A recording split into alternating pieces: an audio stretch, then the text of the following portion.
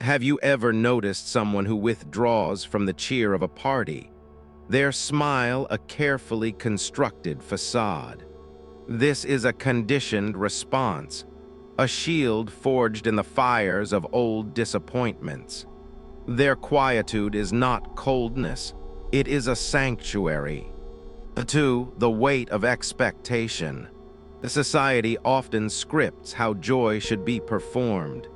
The pressure to be happy can be the very thing that suffocates happiness. The demand for constant gratitude can feel like a debt. For the introverted soul, a crowd is not a source of energy, but a drain.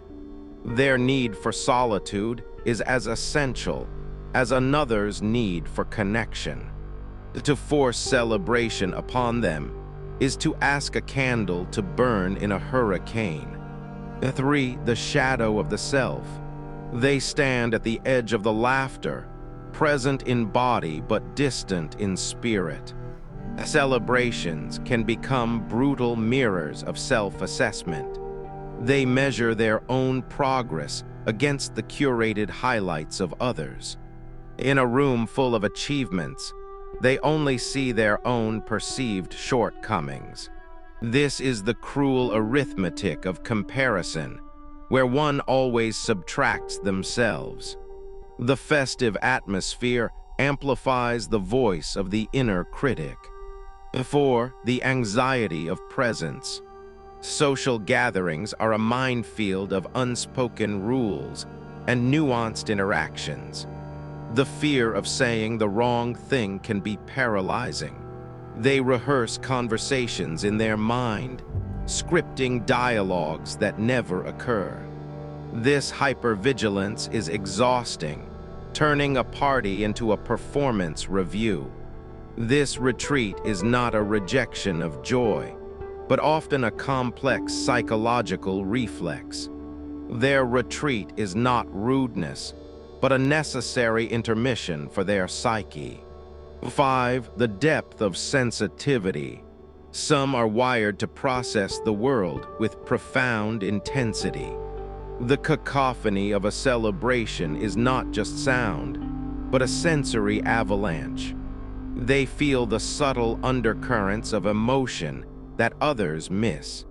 The forced merriment can feel abrasive, a dissonant chord to their inner harmony. Their need for quiet is a biological imperative, not a personal choice. 6. The philosophy of continuity. For these individuals, joy is not an event to be scheduled, but a current to be tapped. They find celebration in the quiet mastery of a craft, the turning of a page, the stillness of dawn. And to understand this, we must first journey into the architecture of the self. Why concentrate gratitude into a single day when it can be a daily practice? Their life is not a series of peaks and valleys, but a cultivated plane of contentment. This perspective is not a lack of passion, but a different kind of fire, a slow, enduring burn. 7. The burden of ritual. A tradition can become a cage, its bars made of obligation and expectation. The scripted nature of holidays can feel inauthentic, a pantomime of emotion. They rebel against the performance, seeking a more raw, unfiltered connection to meaning. Their refusal to participate is not a rejection of love, but a pursuit of a truer expression of it. 8. The empathy of absence. Those who feel discomfort in crowds often possess a deep radar for the isolated. 1. The echo of the past. They notice the person in the corner who is trying to disappear. Their own experience of unease becomes a source of profound compassion. This is the quiet gift of the celebration-averse. They see the individuals the crowd overlooks. 9. The reclamation of space.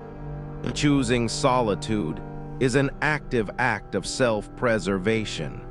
It is the courage to declare that one's sanity is more important than sociability. In this sacred space, they recharge, they create, they remember who they are.